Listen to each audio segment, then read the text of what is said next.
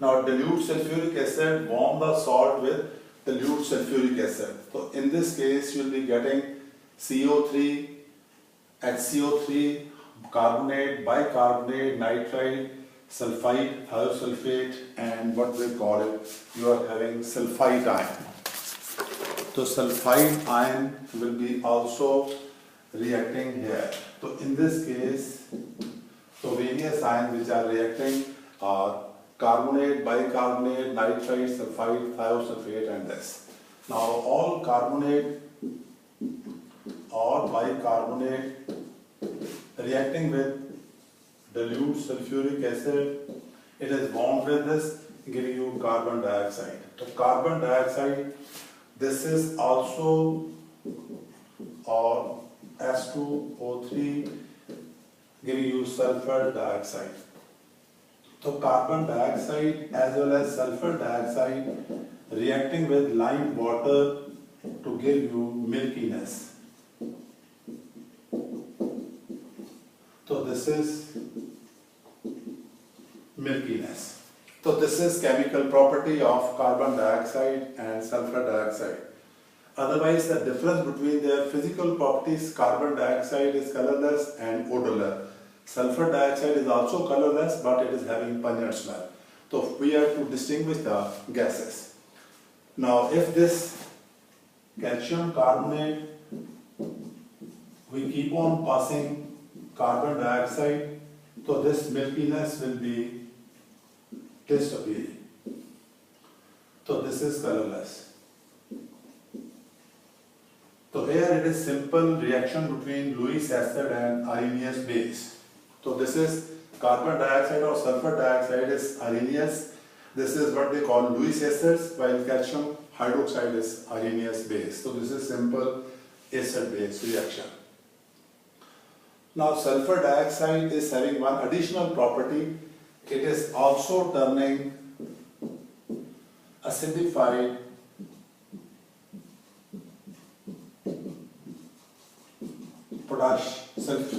dichromate, giving you potassium sulfate, chromium sulfate, this 4 water molecule and 3 O.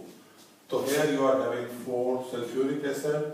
So sulfur dioxide will be reacting with this to give you sulfur trioxide. So this is a Rox reaction. Here oxidation number is changing from +6 to +3. Here it is changing from +4 to +6. So this is a Rox reaction. So sulfur dioxide is acting as reducing agent. So orange color changing into green color. So this is green in color. So sulfur dioxide will be having characteristics. It will be changing the color of acidified potassium dichromate into chromium sulfate. So sulfur dioxide can do this Rox reaction, while carbon dioxide cannot do this, because sulfur dioxide can act as reducing agent, while carbon dioxide cannot act as reducing agent, because sulfur dioxide, the oxidation is possible. Sulfur oxidation number changing from +4 to +6. In carbon, you cannot have more than +4 as oxidation state. So therefore, this is the distinction between the two. Then sulfur dioxide is also acting as reducing agent, oxidizing agent. How it is that? Sulfur dioxide plus H2S.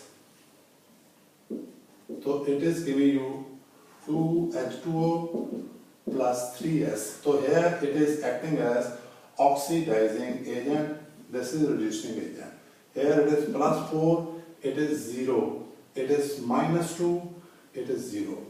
So sulfur, here it is reduced, here it is oxidized. So reducing agent H2S. So sulfur dioxide can act as oxidizing agent as well as reducing agent, while carbon dioxide cannot act as reducing agent. So naturally carbon dioxide is different from sulfur dioxide. Why it is different? Because carbon belongs to second period, sulfur belongs to third period. So one should keep on doing the things side by side. So this is something always the first element of each group will be having anomalous behavior. So in that, so carbon is different from silicon, germanium, tin, lead, etc. So sulfur is belonging to third period. So as a result of that, it has got some different properties. Then continuing with this, we are having sulfide. So sulfide reacting with dilute sulfuric acid giving you Na2SO4 plus H2S gas. So this is having rotten egg-like smell and turning lead acetate solution black. Now just see, this reaction is very common. Lead acetate, so here it is forming lead sulfide plus acetic acid. So this is black precipitate. Now this black precipitate is also there in second group. When we are doing the analysis for lead, we were getting the black precipitate by passing H2S gas. Then we can also have this cadmium carbonate reacting with H2S to give you cadmium sulfide plus you are having H2CO3, H2O and water, this carbon dioxide, H2O and carbon dioxide. So this is yellow precipitate. Also we are having this sodium nitroprusside.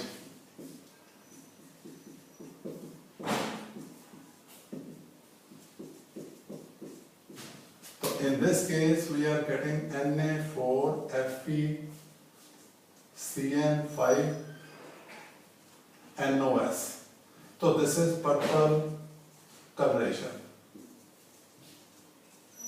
Now all these tests, here we are talking chemistry of sulfide ion. Same is there when we are talking about detection of sulfur in organic compound using Lissani's test. So same test we are doing, same chemistry is used in that case. So once you understand this, so it means that you can use this thing for representative elements, you can use it for salt analysis, we can use it in organic chemistry detection of sulfur. So same reactions. This is also used when we are talking about the second group cations. So second group cations ਦੇ ਵਿੱਚ ਵੀ ਅਸੀਂ ਇਸ ਨੂੰ use ਕਰ ਸਕਦੇ ਹਾਂ. So this was about the sulfide ion. So sulfide ion is give you black precipitate, yellow precipitate, or it is purple coloration. So this is sodium nitroprusside. This is sodium nitroprusside reacting with sodium sulfide to give you this complex. So it is Na4FeCN5NOS. So this is the formula of that compound which is formed when it is reacting with sodium nitroprusside. Then continuing with the nitrite. Nitrite with dilute sulfuric acid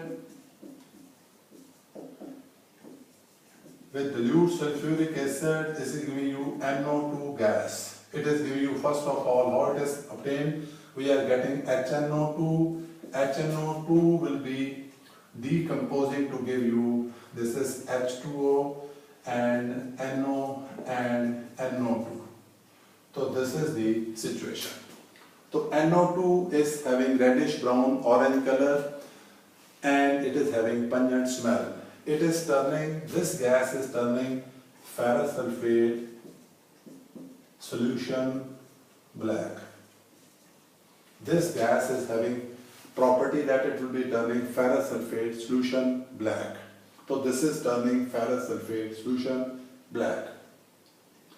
It is, just see, nitrite will be, it will be decolorizing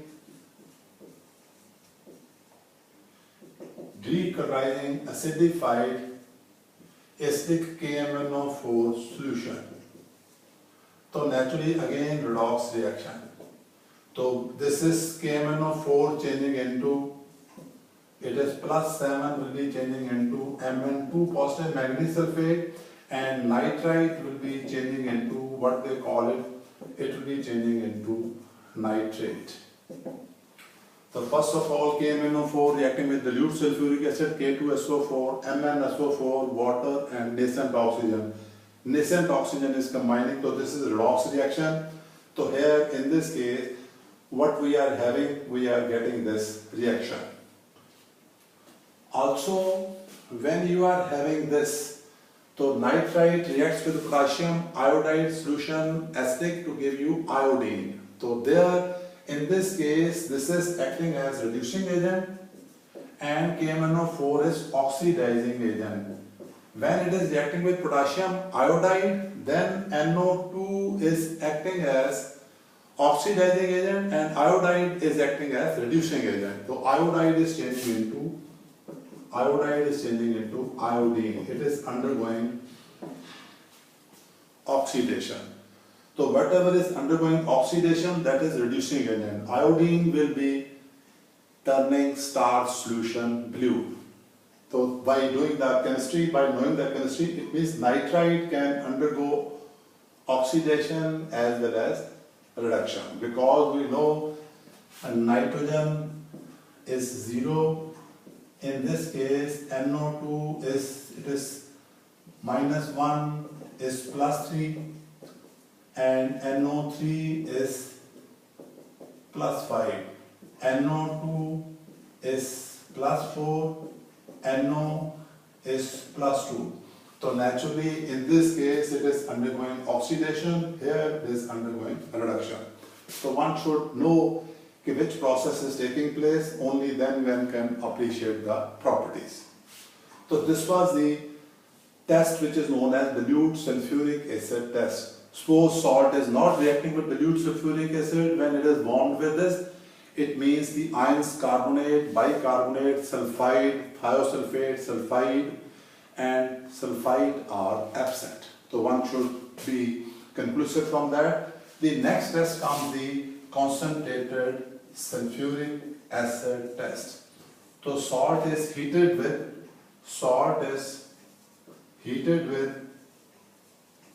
concentrated sulfuric acid. Now here you are having halides. Then nitrate. Halide you are having chloride, bromide, iodide. Nitrate, then you are having acetate. And finally we are having, this is what they call it, oxalate. So these are the ions which are reacting with concentrated sulfuric acid.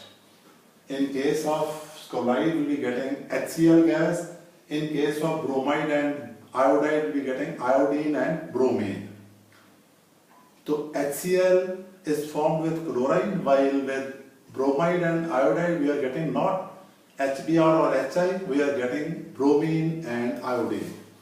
Why it is so? Because you are having this reaction, concentrated sulfuric acid.